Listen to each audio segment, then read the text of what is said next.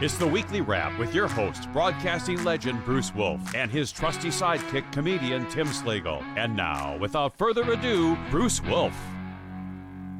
Bruce Wolf here with Nelson Mandela on the WJOB, WLS, 15% unemployment under Trump. We are able to make every single solitary person eligible for what I've been able to do with the COVID.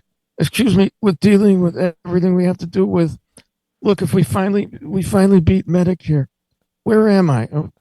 Oh, I'm live on the radio on WJOB 1280, 104.7, jetradio.com. Call in now, 219-845-1100.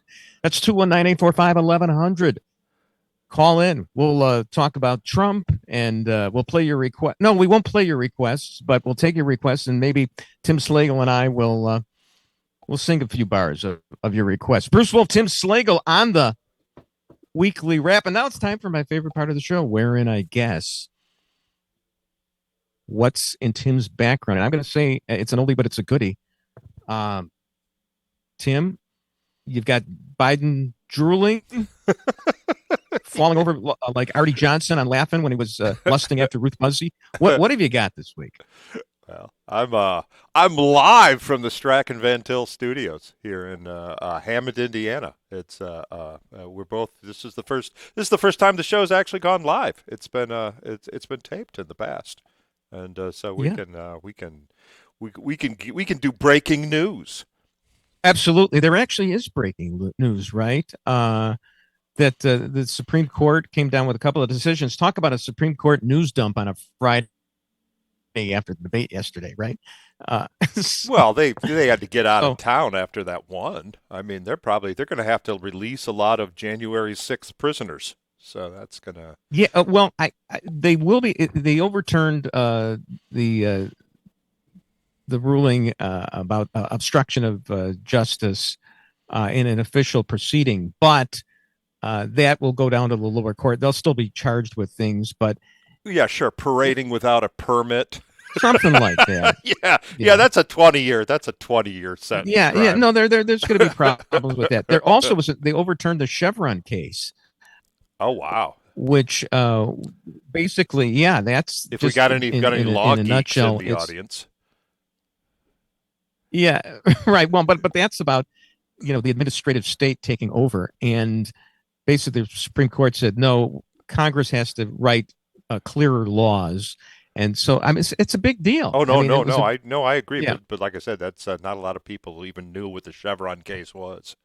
Yeah, but that just happened in it's how did you like the play, Mrs. Lincoln? Because that's all the aftermath. I hope EPA regulators have their resumes polished up. Right. So Tim, what's your take on the debate last night? I think you owe me an apology. That's what I think. It's because I've been saying what did I say? I've been saying for several weeks that was purposely done so they can 25th Amendment him out. Is that they set him up to fail, and you told me that I should be wearing tinfoil. Look, all I got to tell you is I actually watched a little bit of MSNBC after the debate last night, so that you don't have to. And first of all, who's that transsexual host? Rachel Maddow, I believe. I've never really seen her before, but they were talking about how Trump had misrepresented everything about what had happened on January 6th, that he'd asked for the Capitol Police, and Nancy Pelosi took the blame. And I'm thinking to myself, oh my, you're dwelling on that, but I got to give them credit.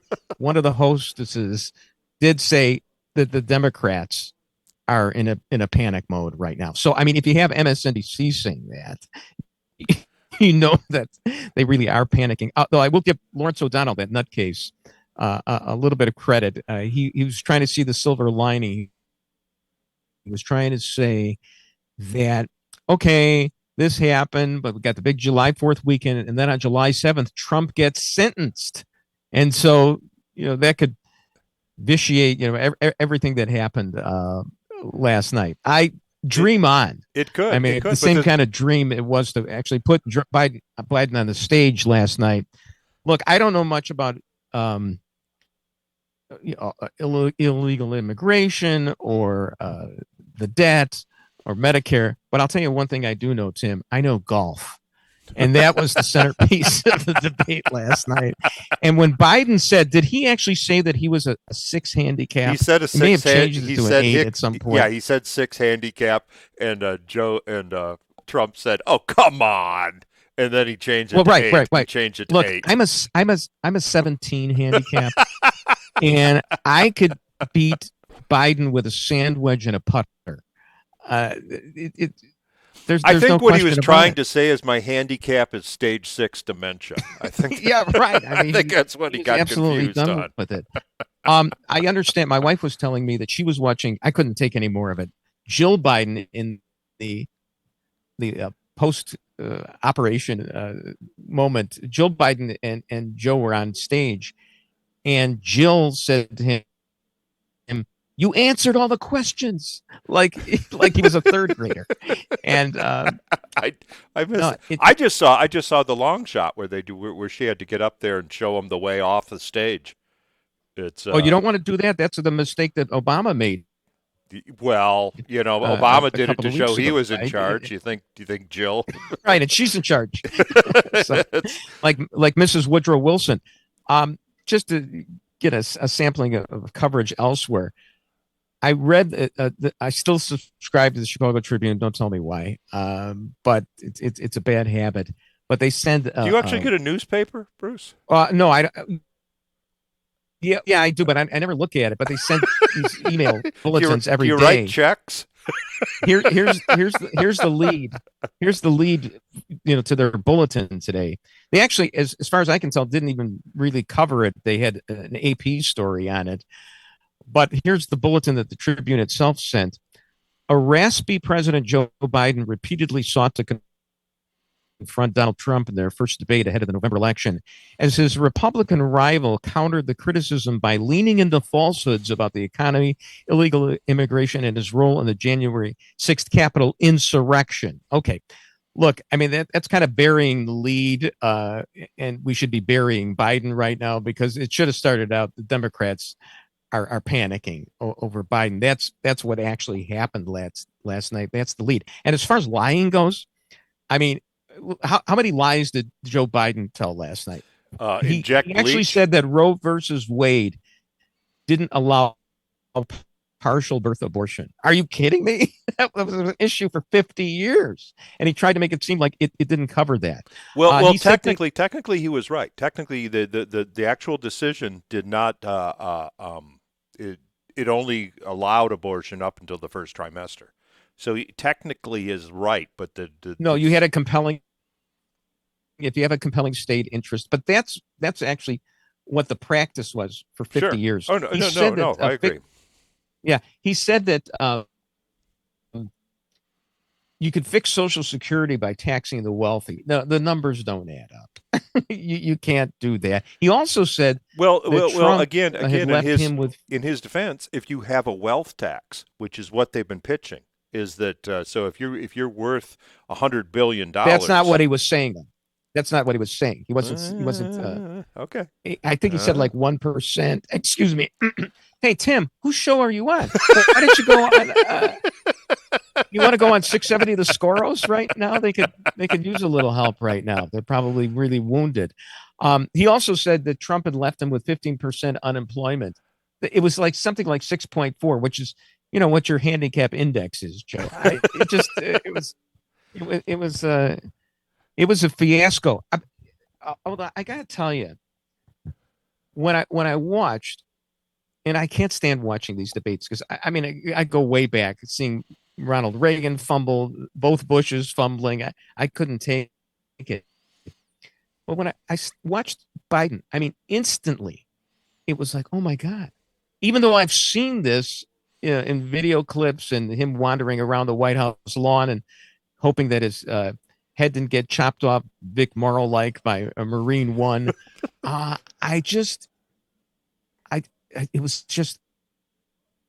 was flabbergasted. And I think the entire nation was that he just couldn't get anything out. And of course, in the two shot, him juxtaposed with a relatively vibrant Donald Trump, who's only a couple of who 3 has years never younger appeared than he more is. presidential than he did Oh no, last I'll night. tell you, Trump had the fact. I mean, okay, yeah, it was Trumpian. He was making up stuff like everybody was in favor of overturning Roe versus Wade. No, well, I think he was trying to talk about like every legal scholar was, which Right. isn't really quite true. I can name you legal scholar, but there were a lot of legal scholars, including liberal ones, who thought that Roe was wrongly decided. I think Ginsburg But even said that it was wrongly decided. Oh yeah, right. Yeah. So but it was just a look and the demeanor and the deer. To say he looked like a deer in the headlights is an insult to deers and headlights. He just looked awful. However, I do have to say this. I think as it went along, I got used to listening to him like that, and he was sputtering out, maybe not complete sentences with subjects and predicates, but sentence fragments with statistics. And sure, if you listen to I got the gist of it. If you listen to your senile grandpa ramble long enough, you're going to get an interesting war story. I think that's once you tune in to the stutters and the. You'll be able to glean. You'll glean one from that. Yeah, no, I agree with you on that. So yeah, I and so Biden, in a sense, actually recovered. But after that first thing, which I actually read verbatim at the beginning of the show, when he just went blank and Jake Tapper had to rescue him. Well, all I can say right now was Bruce Wolf and Tim Slagle on the Weekly Wrap.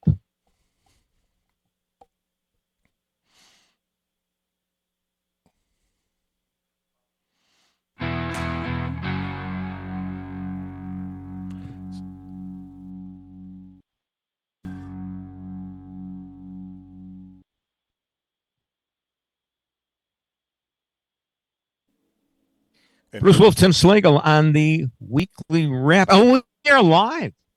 Yeah, first time live on WJOB 1280 104.7 jedradio.com. Call in now, 219-845-1100. That's 219-845-1100 with your opinions on the debate last night. And we'll take your requests for songs. We won't play any of them, but we will sing a few bars. Tim and I are very dexterous that way. We can turn this into a karaoke session.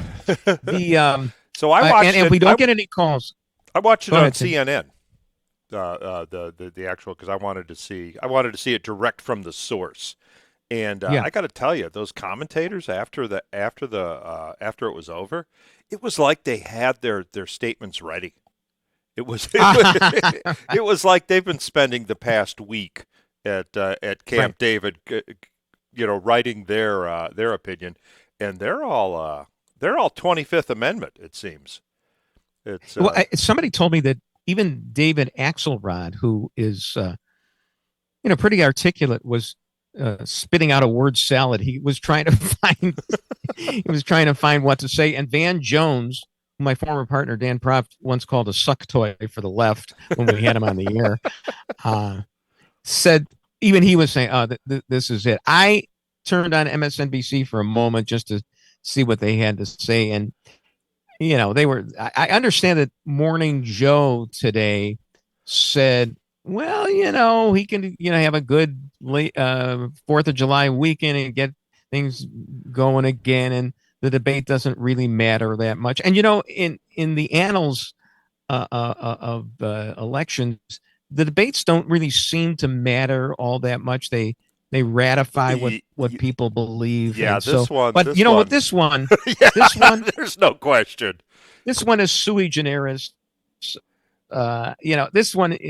This one will go down in history. Yeah, you can't cheap fake away what happened last night. This was This was no talking to the paratrooper. This was no he was taking in the applause.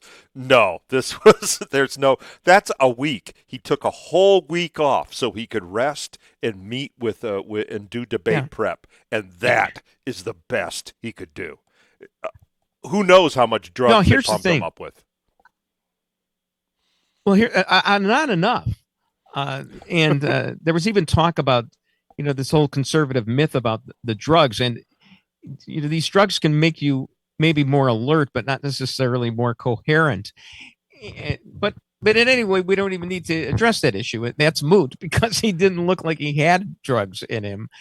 And I got to say, the debate prep probably was pretty good because he had the arguments. It wasn't like he forgot that he was I'm sure favor it's CNN. I'm sure he had the questions so in advance, and sure, it sounded like Donna Brazil handed in the questions. Every response was rehearsed.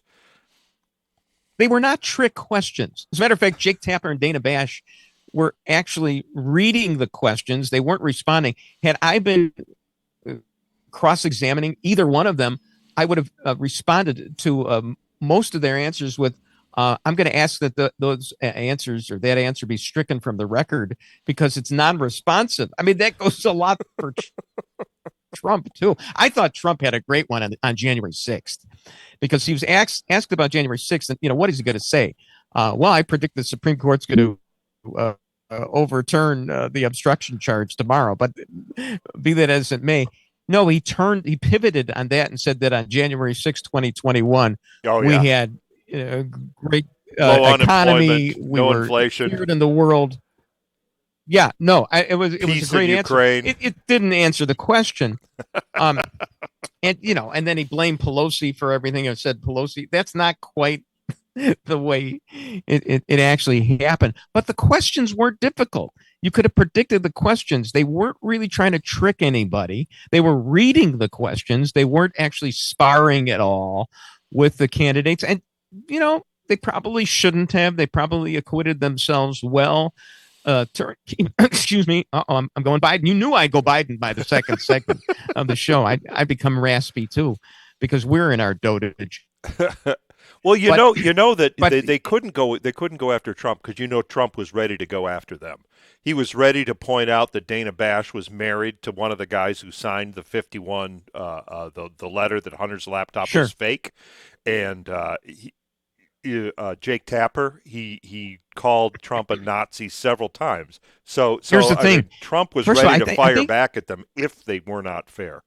First of all, I think that Jake's Jewish, isn't he? And Dana Bash's father, I think, was a rabbi, and they're not too happy right now about what's going on at campuses at a Los Angeles synagogue last weekend, where the police were basically protecting the Hamas sympathizers and not the Jews who wanted to go into the synagogue.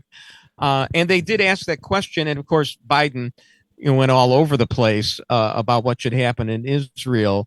And Trump said, no, that Israel should just go in and win this thing, which is the answer that I got to tell you that a lot of Jews want to hear. So Jews are still going to wind up voting 70% for Biden, but or close to that. But there's a lot of angst and probably a lot of angst on the part of both Jake Tapper and Dana Bash personally regarding that. The big question. I got a kick out of it. The big question is who's running the country.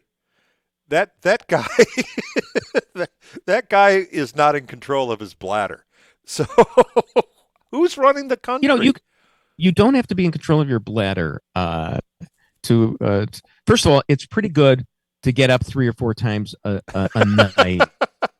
Yeah, it's better than not. Let me tell you better than not because getting Hillary up. Clinton said, well, right, because as Hillary Clinton said, when the call comes at 3:00 in the morning, you got to be there, and odds are that Joe Biden will be awake at that point. So, no question about that. Now, I did think it was kind of funny. Trump led one answer with, "I didn't have sex with a porn star." You don't really want to say that as your first thing in answering a question, but okay, he pivoted on that one as well. One of the funniest answers I thought was, I think they were asking about climate change, which, as everyone knows or should know, is like the last priority of all the voters. The voters don't care about the Democrat media complex cares about climate change, but the voters don't really care about that. But Trump said something to the effect of regarding that. Oh yeah, you're talking H2O. We have the best numbers ever, and I was the thinking cleanest water. maybe he's going to ratchet it up to H3O. That he had produced that. I got to give kudos, as Michael Jordan would have said, to my friend Jim Pethokoukis, the economist, because he asked, "Are we really not going to get an artificial intelligence question tonight?" He tweeted that. The omission may look historically weird over the next 4 years. And I got to tell you something about Jim Pethokoukis. He was the guy who wondered why there was barely a question about COVID during all of the February 2020 Democratic debates. So I say, don't listen to this, Cassandra. But I remember there was nothing about COVID. And like within weeks, that was the preoccupation of the country for the next couple of years. Do you remember in 2000 with Gore and Bush? The whole thing was about Social Security lockboxes, and I don't think they had mentioned Al Qaeda once. So these debates are quickly mooted by the events, dear boy, events, as former Prime Minister of England talked about what the greatest challenge was. Sure. So yeah, here's an interesting thing. I've got a friend that's in video production. That's his career, and he claims, and get your tinfoil ready. He claims that they were live editing the debate. He said he could see. Well, it's interesting that there because were cuts, and that's and he speculates that's why they had that 2-minute delay. So like if Biden froze, they could like take 10 seconds out of his freeze, and he said that they were actually doing that. You know what? Remember, there was the conspiracy theory that they decided that they were going to have like a not a 7-second delay, which is customary, which I believe we even have right now, because who knows in our senescence if I'm going to utter something like, "You're listening to WLS, Bruce Wolf in the morning here with Dan Proft." You know, I might do that. And no, we are on WJOB 1280 104.7, jedradio.com. Call in 219-845-1100. And you know, if we get a dearth of calls, Did I say 1280 and it's 1230? Yeah. Are you kidding me? Yeah. Did I get the wrong number on this? Yeah, I'm gonna time to visit the optometrist, Bruce. Did I get the wrong? Oh, Yeah. Fire me now. Well, Fire me now. Threes and eights look a lot alike when your glasses. Oh yeah, are they dirty. shouldn't. I just wrote it. I scribbled it down. I'm finished. I'm done. And you know what? If we don't get any calls, and I apologize to WJOB, they're being so nice to us, and I'm not giving this 104.7 ridiculous. FM. That's easier. I got that, and I got the jedradio.com, and I got the phone number, and I was going to say if we have a dearth of calls, we'll just do an old radio trick, which is, and I know that WGN actually did this, especially like on Sundays. They just have somebody call in, from the show. So I may call in to talk to myself and blast myself for getting the wrong AM frequency. I think it's time that's to 25th unforgivable. Amendment you. Oh, totally. And you knew that was going to happen. So, all right, we've got more to talk about. There are other issues. Kim Foxx said she was assaulted by a guy and wants to charge him with a felony when she never charged anybody with anything. Well, at least this one she didn't have to make up. Prosecutor. This attack, Right. This attack That's didn't. She didn't have true. to hire a couple Nigerians to do this one. And we'll talk about how I really wish that this debate had been on Red Zone, like for the NFL package, so that I could have seen a lot of other debates, especially when Biden was frozen and wasn't actually saying anything. I would have liked to see a gubernatorial debate, perhaps. Bruce Wolf, Tim Slagle on the Weekly Wrap.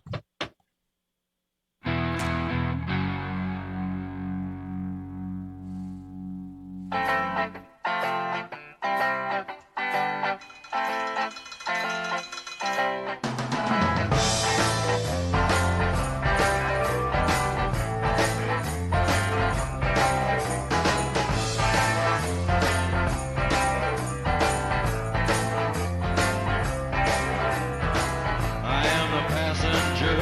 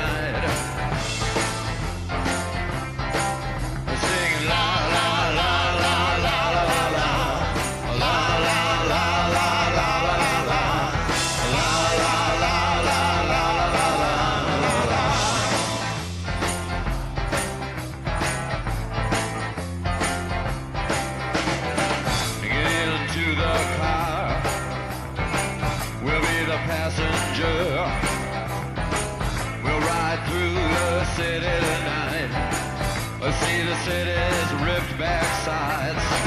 We'll see the bright and hollow sky. We'll see the stars that shine so bright. Stars made for us tonight.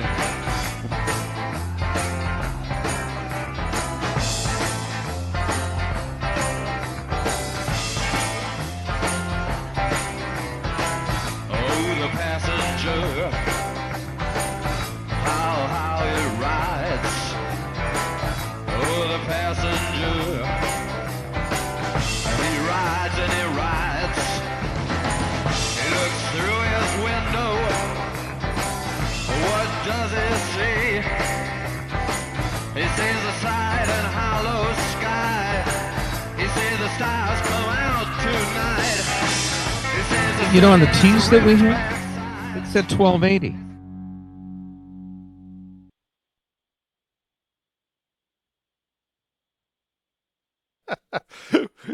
Bruce Wolf, Tim Slagle on the weekly wrap. No, you're Tim Slagle. I'm Bruce Wolf. Oh, yeah. I'm sorry I didn't get that cue. And, I hate to make this a technical workshop, pardon me, Eddie Schwartz, but we teased this on Twitter and Facebook, and I was beginning to question myself last segment, and we teased this as WJOB 1280, not 1230. Oh, so it's our producer's at fault. Should we take how about compromise between 1230 and 1280? Make it 1250 or something. A big apologies. Tim, I don't think they're going to let you out of the studios, but we are live at WJOB 219-845-1100 and jedradio.com. I know that's right. And Chris telling me I'm trying to bring the whole ship down. Jed TV, not radio. Okay, look, I quit. Right now. I'm done. Boy. What a way to go out. You know, I used to be a big name in this town. Well, not a big name in Hammond. I was never a big name in Hammond, but, you know, I was a C+ celebrity in Chicago. Anyway, just to move ahead with this. And are we still talking about the debate? No, I think we teased Kim Foxx on the. Yeah. Well, you know, we did talk about her a little bit. Just a couple of things more about the debate. Well, first of all, did you see this latest Quinnipiac poll, Gallup, and New York Times? This is before the debate. Trump and Biden had similar numbers on favorability and unfavorability going into this latest polling, which came out this week, but now Trump's way in the lead. And this is before the debate. And before the debate, Nate Silver, 538. And notice I'm trying to rattle off numbers here that are accurate to show that I do know an accurate number if I don't know a radio frequency number. But Nate Silver says Trump had something like a 66% chance of winning. So it's not close anymore. And this was before the debate. So what are you usually give us the gambling odds? I give the odds. Every week. Trump is now ahead by 35.6 points on the betting odds. It's I think last week was 19, wasn't it? Yeah, it was before the debate was 15.7. So oh goodness. Yeah, so it's a 20 point plunge. It's and if you look at the chart, it's just delightful. Oh, Chris has it up. It just look at that precipice. That's like the opposite of 3 a.m. Wisconsin vote counting. Okay. It's like the exact opposite. And if you see that little gray line, you see that hat on. You see that little gray line going up to 10%. That's Gavin Newsom. Apparently, according to the betting odds, that he is the favorite to fill in. I do see a line dropping off like Wile E. Coyote with an anvil off the edge of the cliff right now. So thank you, Chuck Jones, for coming up with the Real Clear Politics XY axis Cartesian coordinate graph. I did like Trump had some really good moments, and I love the way he tied Afghanistan to Ukraine and Israel, showing because we showed our weakness there. Oh, and by the way, Biden said that no American soldiers had died. Well, a few here, a few there in Afghanistan. Well, that was Trump's fault because that was really the one cares about executive order that Biden didn't have time to overwrite, was the withdrawal from Afghanistan. Yeah, I guess so. But Trump really tied the whole world situation together, and I thought that was good. They also dwelled way too much on this story that Trump had apparently called soldiers suckers, and it was General Kelly that witnessed this, and Trump said it didn't really happen. I forgot which general it was, but if that's really going into the weeds. People aren't really aware of that story, and they were going back and forth on it without explaining what the story was, or maybe Biden tried to. It was like injecting bleach, which Biden also brought up. It was a pretty big left wing talking point. Suckers and losers, injecting. Did he bleach, actually say it? Very fine people. What, the injecting bleach? No. Injecting bleach into dead soldiers. What did he? Oh no. Biden said that when he was talking about COVID, Biden said you wanted people to inject bleach. Oh no, I get that, the suckers thing. Oh, the suckers and losers. Did Trump actually call fallen? No, it was one general said that he was at the cemetery and he said these are just a bunch of suckers and losers, and it was that Kelly who said that? I can't remember which general. Well, he was fired. And apparently Biden's like, yeah, you fired that guy. It's like, duh. I mean, a Trump general making up something like that has no business being under the president. Well, then Trump said, Biden can't fire anyone, least of all his vice president, who's actually, still she's helping him with job security right now. Cackles. But I'm trying to think. I go back to, I didn't actually listen to the Kennedy-Nixon debates, but I was aware of them at the time. And Nixon actually won on the radio, but he didn't win on TV. By the way, that debate was in the Channel 2 studios at 630 North McClure Court in Chicago. Wow. Again, I'm just trying to rattle off numbers here to show that I can remember good numbers. Of course, those are the numbers from 60 years ago. I can't remember the number that I was handed a few minutes ago. But as far as Nixon's makeup job was the thing that did him in, and I think Biden would have looked better embalmed last night. It's got to be the most colossally, is that a word? Horrible debate performance in the history of presidential debates. I would not be surprised if China didn't go into Taiwan today after seeing that. I think that somebody's in charge. I mean, Blinken and Sullivan are doing their Alphonse and Gaston act in the Middle East. So somebody's doing stuff. But yeah, one would hope. Yeah, he didn't inspire a lot of confidence.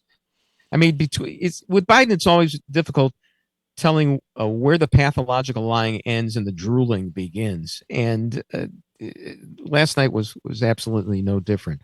Okay, yeah, I think we've exhausted that topic. Are you ready to move on to talk about something else? Sure. Call in now. I tell you, you're gonna be calling in to the show, 219-845-1100. Or I will. So yeah, we did mention Kim Foxx, who was apparently assaulted last week. She was at some kind of traffic incident, and he threw a brown liquid, like not a good drink. not a yeah, that's what they keep calling it. Alcohol, they keep calling it a liquid, a brown liquid. It makes it sound like he was like prison bombed. Yeah, no, I think was it a big gulp? I mean, was that what it was? Probably. So, yeah, it was a roadway dispute. Probably a beverage. It was a roadway dispute. Now here's the thing, and then he was charged with a felony, and they exchanged words, and he did toss that at her. I think that was the first felony she's charged since she's been in office. Probably. It's about time. Hey, you got to start with one baby step. But apparently, according to her story, he kind of up towards her and threatened to run her over. And if she wasn't really, it wasn't really reasonable to think that she was going to be run over. That he did probably scare the hell out of her. So yeah, I that might be a felony. But look, I think a lot of things should be felonies. You know that I think that if you are wearing a Viking helmet and there's a smashed window in the halls of Congress and you go through the door next to the smashed window, maybe you should be shot with an AR-15. Other people see Ashley Babbitt and others as heroes. That's what makes for debate. But yeah, it did look interesting that she had decided to, as I always say, two wrongs don't make a reverend right. And yeah, she probably learned right now that maybe you ought to charge people with felonies. No, Miss Probably Foxx, not this guy. I shoplifted this big gulp. oh, in that case, Right. in that case, I can't charge you. Right. So I made a reference to this before about these LA cops over the weekend. There was going to be something going on at a synagogue about purchasing real estate in Israel, and yeah, typical Jews, and I am one. We're looking, to take that land away. So what was it? Was it like a free Palestinians? Was it like a free timeshare lunch sort of thing? It's who knows? Come and talk and but get a free lunch. But the LA cops were basically cordoning off the area for the demonstrators, and the Jews couldn't walk through the front entrance. They had to go around to a back entrance, and that's not really the way it's supposed to be. It's you're not supposed to be intimidated, and the cops are supposed to protect the people who are doing what is supposedly constitutionally protected. And the headline for the Jerusalem Post is anti-Israel protesters beat bear mace Jews journalists at LA synagogue. So yeah, it was a little bit worse than that thing described it. That event kind of creeps me out. I don't have anything funny to say about that. That's no. It isn't. It's ridiculous. That's getting very surrounding a synagogue and getting violent. That's that's so last century. No. And how much purchase has this had in the mainstream media? And why aren't we outraged about it? We had to do a couple of segments. I realized about Joe Biden and talk about Kim Foxx, our local yokel state's attorney. But this is very disturbing. This one's Slagle. Oh, I was just gonna say this one's so dark. The weekly wrap. Sorry, talking over you.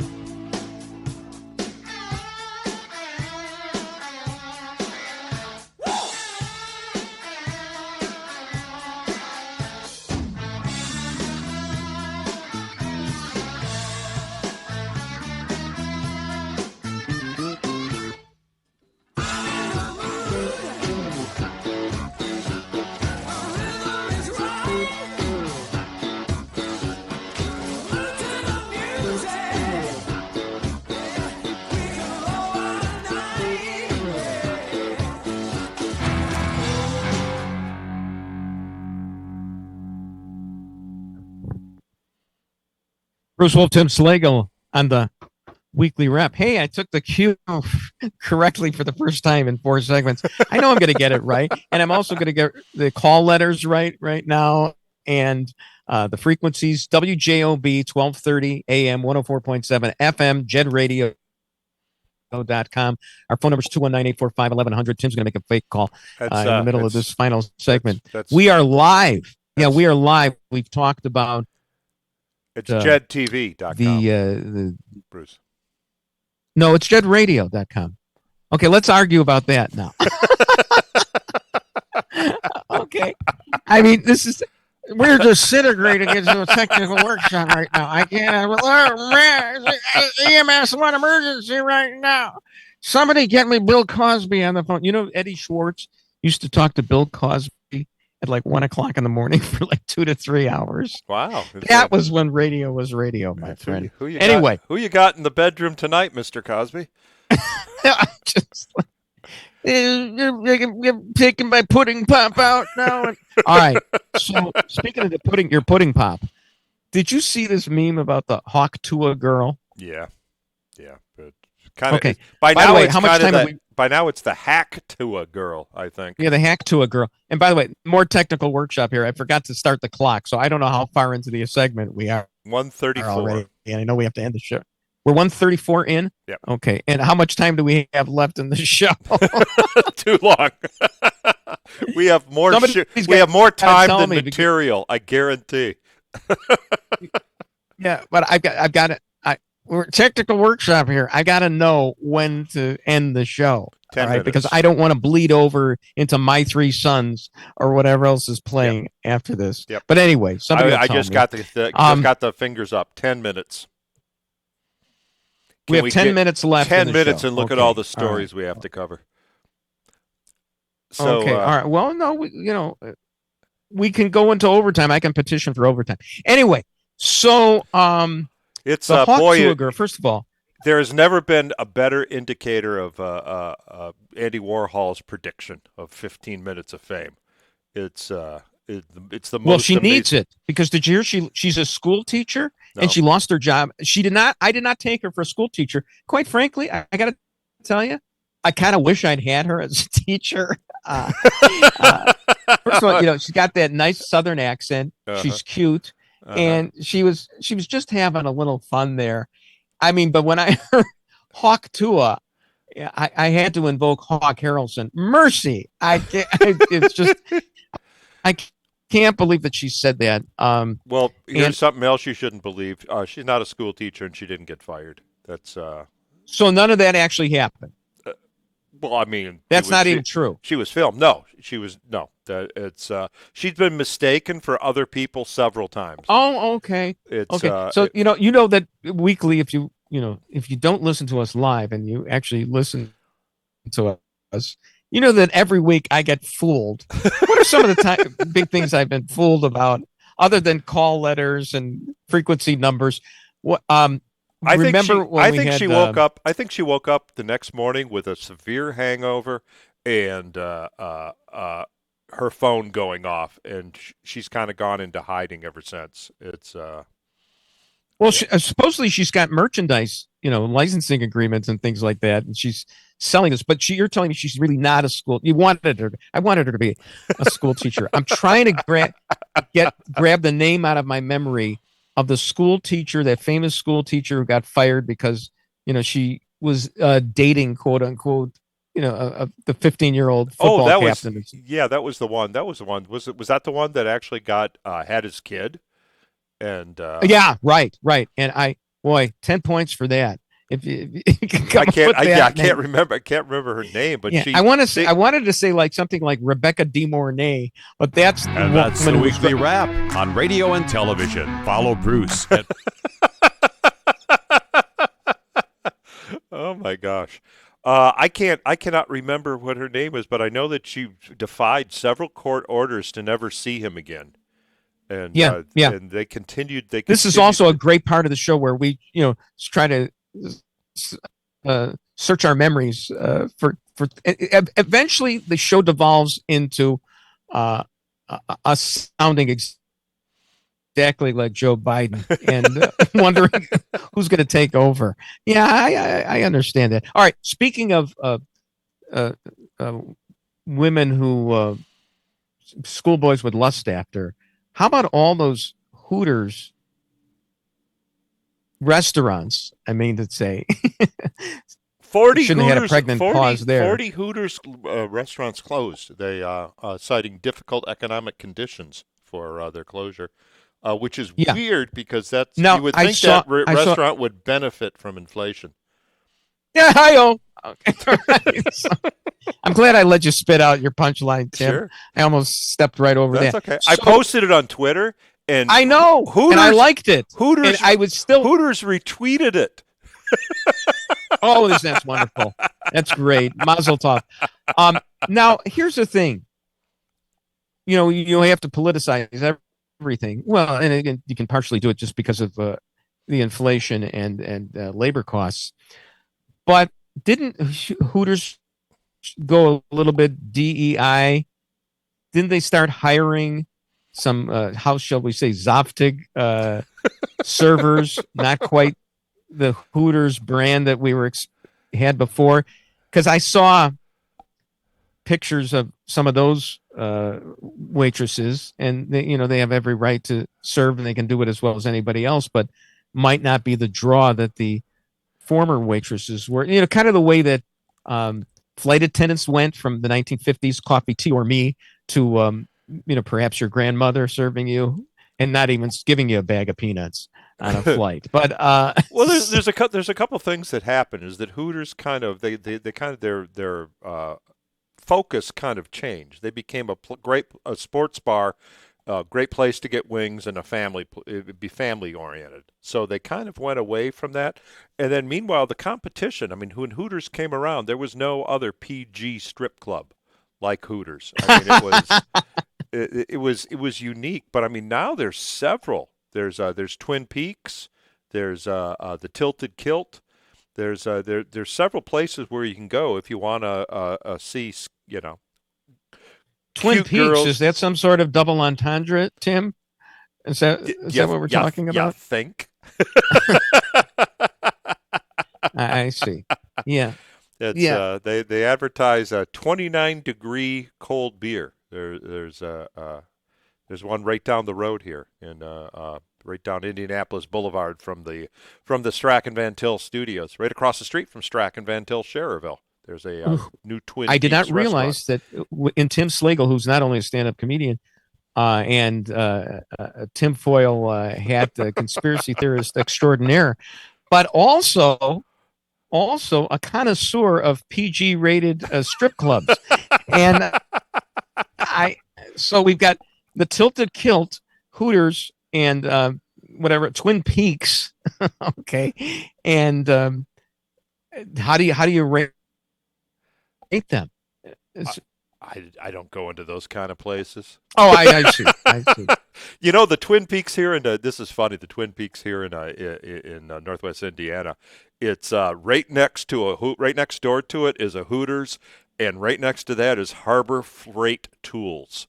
So you want to talk about location? Oh, yeah. Oh my, honey, I gotta go get a new hammer and wrench. Yeah. Sure. Just stop off at the Hooters. Oh, how nice. All right. So we're probably the most difficult segue I'm ever going to make. How about Ed Burke's sentence? That was 2 years, a couple of $1 million. Not too shabby. Sure. For a lifetime of corruption. Those cases are hard to prove, so I guess they were lucky that they got him to. It'll be chutzpah on his part. 2 years at his age. I mean, much like true. Much like the president might not be able to finish the sentence. Right. I mean, if he actually has to serve, what is he? How old is he? He's like 76 years old. Is that how? I thought he was in his 80s. Oh, is he that old? Yeah. I actually sat next to Ed Burke at Gene Siskel's funeral. How about that? Wow. That is a golden name drop there, Bruce. How about that? Yeah, when you get a twofer like that, you talk about Twin Peaks in my career. But I'm sitting there I sat in the back because I knew Gene, but I wasn't like one of his best friends. But Sure. I knew him, liked him, and he died tragically in 1999. So this is 25 years ago. And who sits, a couple of seats next to me? We're way in the back. He is 80 years old right now. He is Ed Burke, and he's got the green tie per usual, and he was very respectful. But I mean, that's Ed Burke. That's the guy who actually held hearings at the Chicago City Council about the morality of having Jerry Springer on television. Actually wanted to get exiled Jerry Springer. Meanwhile, apparently Ed was involved in some shenanigans because he just got 2 years and $2 million. Jerry Springer probably feels vindicated in the great beyond right now. Too bad. But I mean, couldn't we at least like horsewhip him as well? Put him in the stocks. Remember that season ender on Game of Thrones? 4 minutes and 58 seconds shame of the Queen walking. Not that I remember the exact. I can't give you the numbers here, the frequency, but I remember it was 4 minutes and 58 seconds of her walking naked, and my wife telling me although that's not her real butt. Those aren't her real boobs. And yeah, my wife was probably right about it. It was all CGI added, but she did have the walk of shame. And yeah, how about giving one to Ed Burke? Well, have to walk down Michigan Avenue. In my opinion, though, in Chicago, what he did isn't really a crime, is it? It's how about if you just make him procedure? How about if you just make him take a walk in the 14th Ward? 14th Ward. That's not too far. Where's? This is near the 10th Ward, right where you are, Hammond. Is not that far from the 10th Ward. I have no idea. I don't know Chicago my wards. wards a little. I should know my wards a little bit better. I think that's anyway. What else we got here? I think it's time to wrap it up. Oh, it's time to wrap. Hey, it was wonderful. It was live. It was great. Bruce Wolf, Tim Slagle on the Weekly Wrap. And that's the Weekly Wrap on radio and television. Follow Bruce at Bruce Wolf Shy on Twitter and Tim at timslagle.com. The Weekly Wrap with Bruce Wolf, a CP Pods production.